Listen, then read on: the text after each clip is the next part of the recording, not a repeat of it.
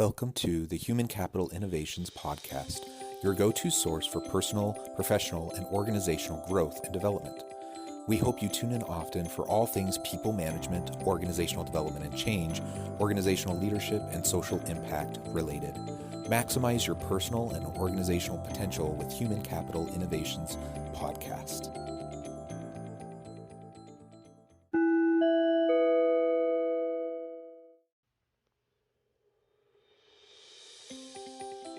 Welcome to the Human Capital Innovations Podcast. In this HCI podcast episode, I talk with Michael Levitt about dealing with burnout as a leader.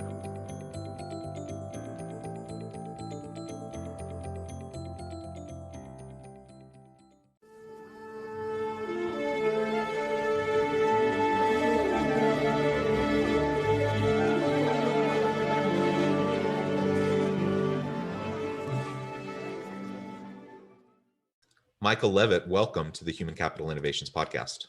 Great to be with you today. Yeah, I'm super excited for our conversation, a super timely and important topic. We're going to be focusing on burnout, how leaders can deal with burnout personally, but also within their team, how organizations as a whole can create a supportive environment to help employees as they're dealing with burnout related issues.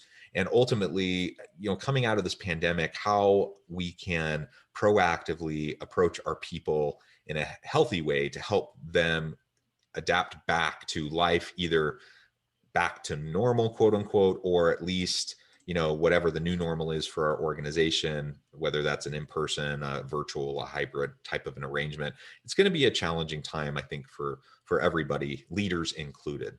Absolutely.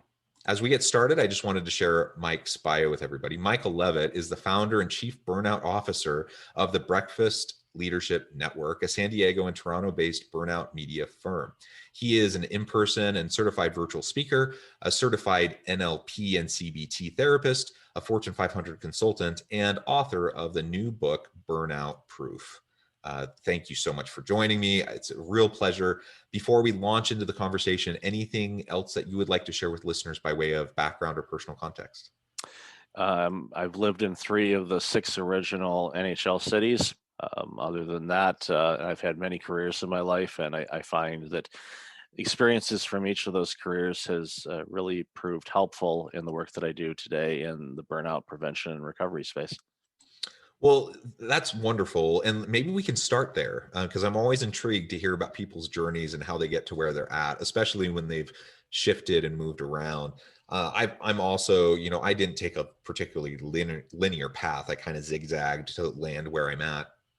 And I agree with you. I think there's so much we learn from our background, our experiences, even if it doesn't seem like it's directly related to what we're currently doing. So how did you get to where you're at today?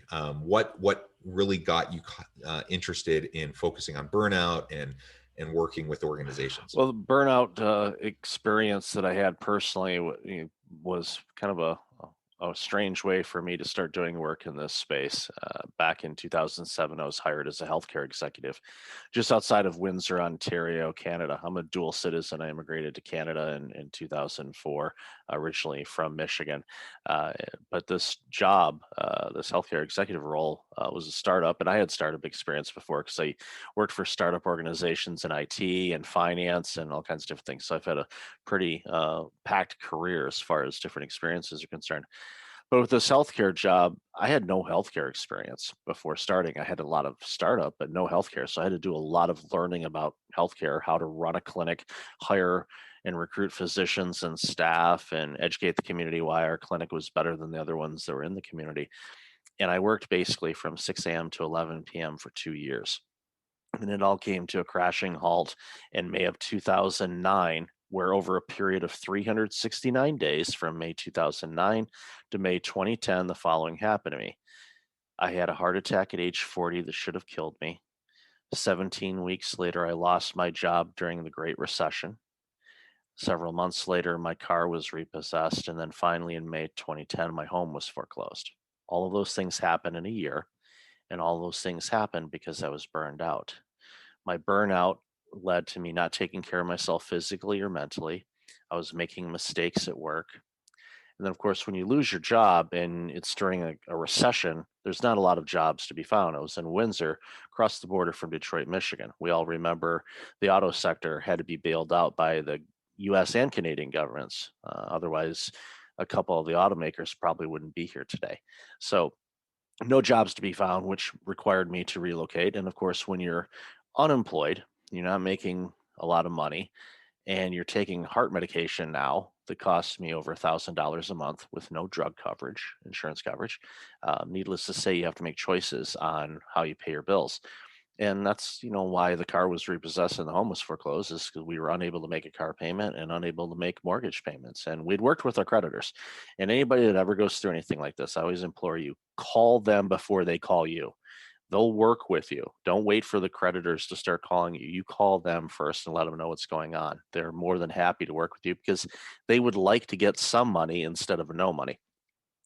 But, having gone through all those things in surviving, it became to the point where, okay, I need to make some significant changes in my life. And before I go any further, 99.9% of people that I deal with in organizations, you do not need to reinvent your life if you're burned out. I don't want you to think, oh, I'm going to have to change everything. There's habits, there's behaviors, there's thoughts, there's beliefs that get you into a burned out state. Those are the things you have to look at. But in my situation, I had to do a complete reinvention because obviously the way I was living was not the best way. Fast forward a couple of years after rebuilding myself and getting back into healthcare. My parents wanted to have me committed because they're like, why are you going back into the field that nearly killed you? Because I knew that I could do it better. And I did. And I was in that field for several years until I left in 2018 to go full time into this work. But as I was working into it, I started looking around and seeing a ton of my colleagues and a lot of people in the healthcare sector were going down the same road that I did. They were burning out, and it scared me. So I started doing a lot more research about it, started writing about it, started speaking about it at conferences around the globe, writing about it, publishing books and all of that. And it's taken a life of its own. And of course, this pandemic, unfortunately, has made burnout worse. I was hoping for the opposite. I was hoping people would relax and be able to take life at a little bit slower pace. And some have, but I think a lot of people, unfortunately, haven't. And they've, stats have shown that, people are working anywhere from 20 to 30% more hours since the pandemic, which people were working way too many hours before. So that's how I got here. Yeah. Yeah. Well, thank you for sharing that. I appreciate your vulnerability and sharing that with the listeners. And I think we can all relate. I think we've all been there to a certain extent, whether we've ever gotten to that level of those types of outcomes. I think we've all felt the burnout and the challenges associated with it. And we've all dealt with the stresses of adulting and just, dealing with everything that gets thrown at us as we go throughout our lives. And the reality is work is just one piece of that, right? And so when you allow work to take over and to take over everything else, your relationships suffer, your personal health suffers, like you mentioned, and pretty soon it's just not sustainable. You just can't keep up that level of effort over a long period of time, and things start to get missed. Things start to fall through the cracks, and that ends up being, of course, bad for you. It ends up being bad for the organization, and that's why leaders need to be thinking, okay, first of all, how do I practice self-care? How do I make sure that I take care of myself so that I don't burn out, so that I can be there for my people, and I can model for them healthy behaviors, and I can help them to not burn out. But then also, that's how we're going to help the organization succeed in a sustainable way, is by focusing on the mental, physical health, the meaning, fulfillment, passion, the energy within our people to accomplish things for the organization. And we don't do that in a sustainable way just by making our people into workhorses that just do more and more and more and more consistently. In the short term, we might be able to get some good outcomes. In the long term, it's going to crash and burn. Yeah, I agreed. And, we've seen even during this pandemic, the insurance claims have gone up quite a bit. I work with a lot of people in the insurance industry, and they said that there was a noticeable uptick in mental health claims and people going out on medical leave or mental health leave during the pandemic because the work was overwhelming, and the stress and everything else that's factored. A lot of people like to point the finger at the job, but of course it is one component of it. But everything that's been thrown at us, since this pandemic started, has really impacted a Yeah. lot of different people. And I love what you said regarding leadership setting the tone. Employees emulate their leaders. So if their leaders are sending emails on a Friday or Saturday night at 11 o'clock at night, they're thinking, okay, I need to respond to this at that time. And I talk to leaders and they say, no, I don't expect them to respond. It's 11 o'clock at night. It came to mind and I wanted to send it before I forgot. I said, but you're setting the tone within your organization that they need to respond to you at 11 o'clock at night. And if that's not your normal office hours, don't send it. Save it in drafts or send it to yourself, and then Monday morning go through and forward it to everybody. But Yeah. people emulate their leaders. So if your leaders are working these long hours, then the managers think, well, I better keep up with them because they're going to need me. So they do it, and then they're employees. And all of a sudden you have an entire organization that's completely overwhelmed, which is really scary. Because real quick, World Health Organization recently released some stats from a 2016 study that said globally over 700,000 people are dying each year globally from either heart disease or stroke if they're working more than 55 hours a week. Now, that's 5 years old data. So, fast forward to now, based on what we've experienced over the last few years, I anticipate that number is creeping a lot closer to 1 million people globally a year are dying of heart disease or stroke because they're working more than 55 hours a week. So, people listening right now, you got to ask yourself, are you working more than 55 hours a week? If you are, that's not something you want to flirt with. I should, quite frankly, my cardiologist told me before he put the stents in my artery that I should be dead. That heart attack should have Yeah. killed me. And then I joked with him. I see he skipped bedside manner class in medical school, and we all laughed. And then he did this procedure, and everything was good. But I recognize that. I know that should have happened, but it didn't, and I'm thankful for that. So now I make sure that I warn people, you don't want to do that. You don't want to have to take medications. You don't have to do all the things that you end up getting to do after having a cardiac event. It's not fun. I'm very fortunate, and that I'm still here and have made the necessary adjustments in my life, so I don't have to worry about taking medications or anything like that. But for a lot of people, that's not the case. They could be paralyzed if they have a stroke. They may not have full mobility, which impacts your income abilities, which it's just a horrible, horrible thing. And it can be prevented, by making sure that you Yeah. live a life that is free from burnout. Yeah. Wonderful. Well, so let's dig in a little bit more. We've already started to touch on some of these things, but let's get a little bit more deliberate and explicit about it. What are some of those things that cause leaders to burn out, and what are some of those common signs of burnout? Because we all feel the pressure to work and to work more and to be efficient, be productive. And there's only so much time in the day, but you have this pile of work and that never seems to go away. So you're just trying to get things done so you don't fall further and further behind. Like what can we do about it? What are the signs?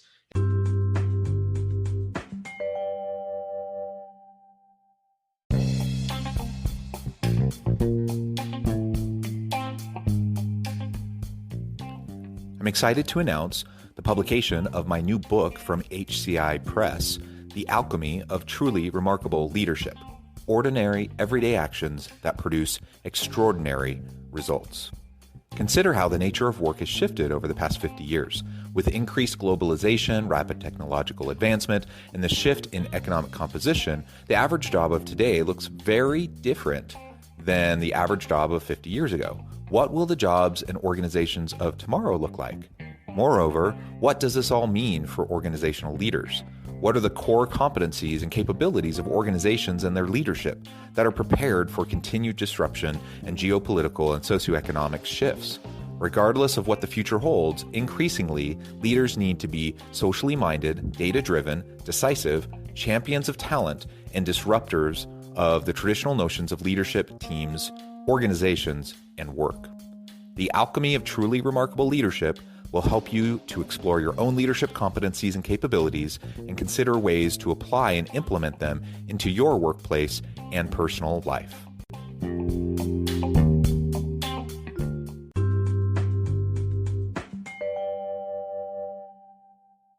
Well, we'll start off with the signs. One, if you're feeling fatigued, if you're Not clear-headed. Yeah, and that's a big problem because if you're not clear-headed, that means you lack clarity. And if you don't have clarity, you're not going to see opportunities or things that can potentially create problems or create solutions to challenges you're facing. So that's a big thing. If you notice that you're not sleeping well and you haven't slept well in quite some time, that of course impacts your ability to think clearly. It's You're going to see all these things are kind of connected. If you find your health habits are changing, either you're having massive weight gain or massive weight loss, it can go either way. If you're noticing, some physiological changes to your body that aren't normal, again, lack of sleep. The problem with sleep is when we get good sleep, our body repairs the damage that we do to ourselves on a daily basis. If we don't get sleep, that damage doesn't get repaired. So then today's damage gets piled on to tomorrow, the next day, and then you too can have clogged arteries. They're fun. Uh, that's, some says another sign that was definitely common in me. If you find yourself either more forgetful or a lot more irritated by minute things, that's a big issue and a big warning sign to look out for. If these little things start really getting at you, that's when you know you might be under some extreme stress and fatigue. And prolonged stress is what turns into burnout. Without Yeah, prolonged and stress, I mean that sounds like a manifestation of anxiety and stress, right? Just little things keep getting to you, and so y- when you don't have enough rest, if when you don't have enough opportunity to kind of rest your mind and reset and get the physical, the sleep and other physical um, rejuvenation that you need, then stuff just starts to pile up, and you just really that stress and that anxiety builds and builds and builds. yeah, and you're trying to work longer and work more hours to try to tackle it. And we all know that in an 8-hour day, the average hours of productivity is maybe half of that. So working 16-hour days is not going to give you 16 hours of productivity. You won't even get 8, because the longer you work, the less return on investment you're getting. So working those long hours are actually causing more damage than benefit. So some things that I help organizations and individuals do to kind of get ahead of the burnout and reduce their stress is one, and we talked about it before, focus on your sleep.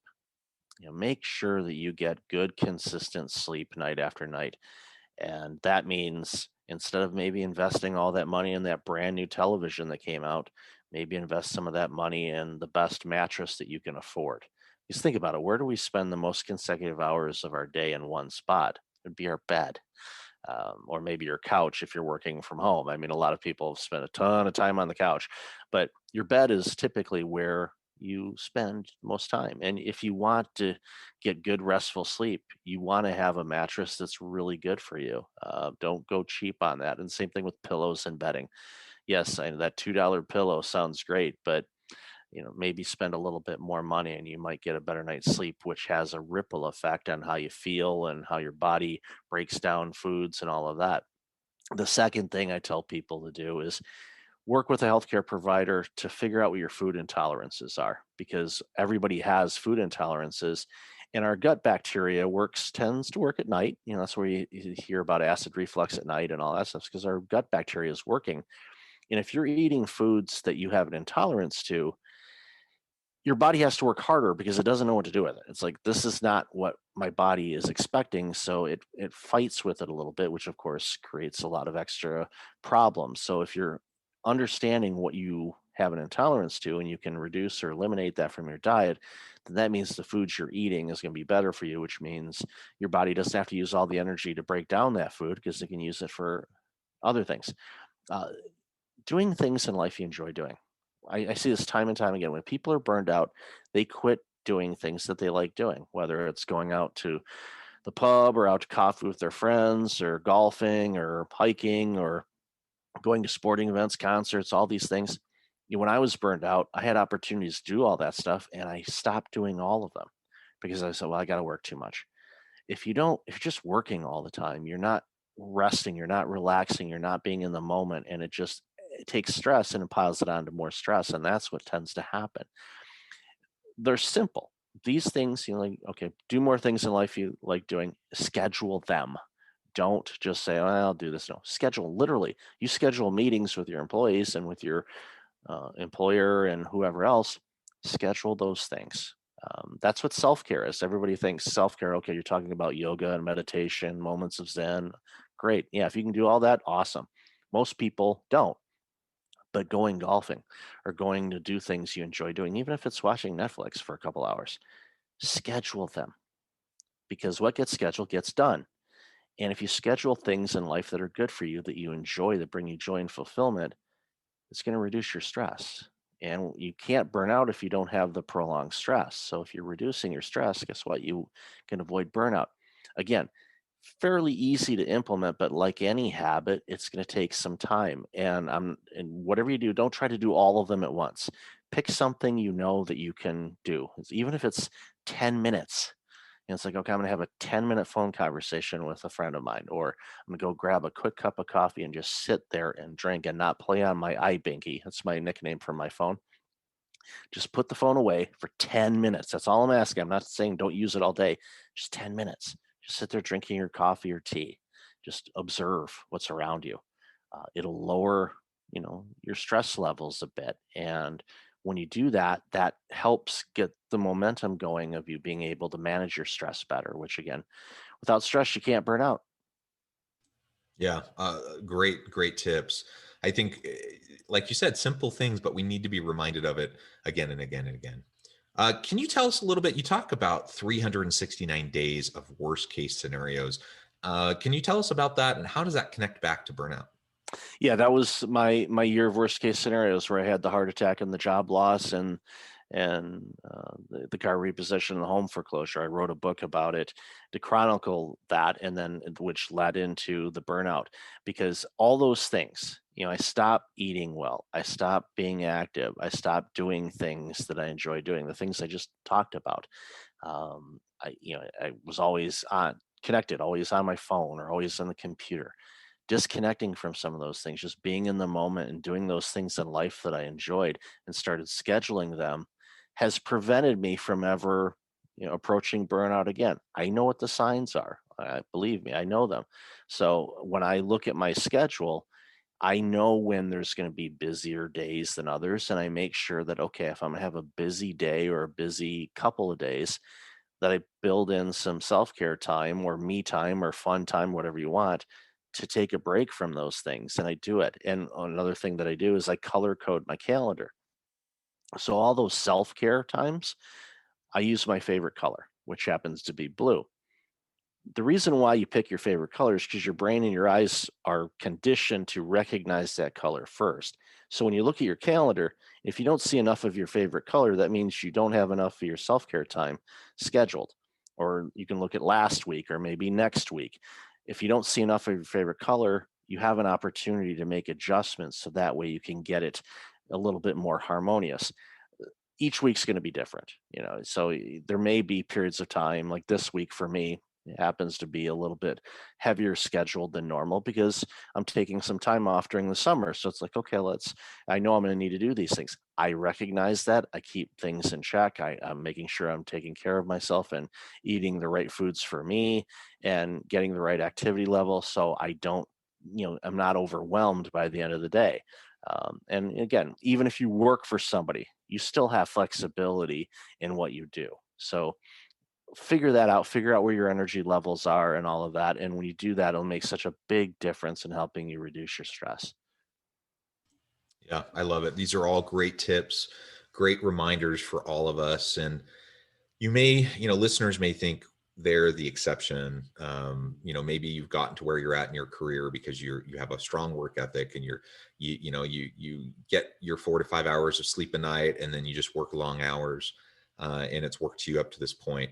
Eventually, it catches up to you. Now, there are rare individuals who literally only need 4 to 5 hours of sleep a night, but that's super rare. Most people actually really truly need their 7 to 8 hours of sleep, if they're going to maintain health. And when you don't get it, it does catch up to you. And so, if you think you're the exception, I would suggest that you take a step back and reassess and really consider that, because you could be toying with, your long-term health, which means, your career and your family relationships and everything else about your life that you're working for now. A lot of times we feel like we're working and sacrificing now for a better life later. It doesn't have to be an either or, though. We can live a really wonderful life right now and a wonderful life later and have a good career if we can take care of ourselves.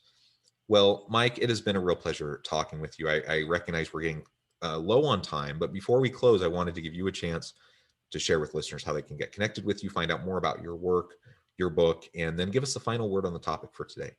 Sure. Yeah, best way to find me is breakfastleadership.com.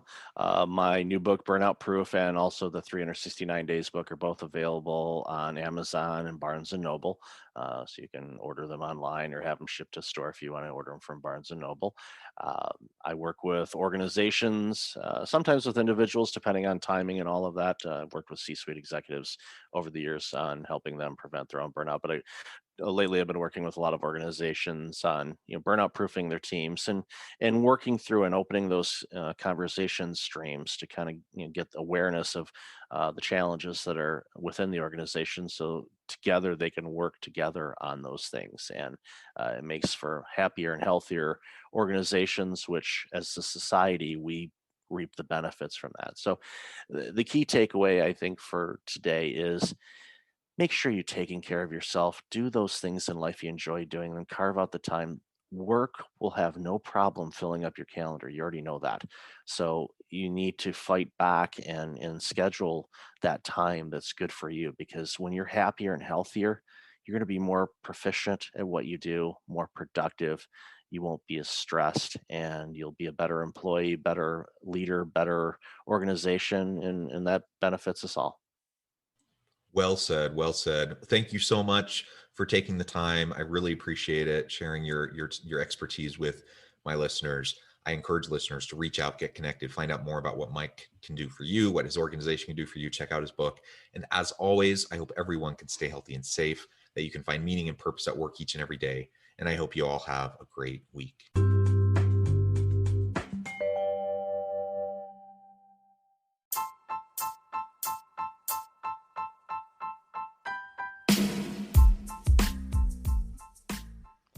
We are excited about the launch of HCI's new magazine, Human Capital Leadership. Human Capital Leadership is a free, interactive e-magazine designed to help individuals, leaders, and organizations find innovative approaches to maximize their human capital potential. We will be publishing issues quarterly in August, November, February, and May. Check out the first issue and let us know what you think.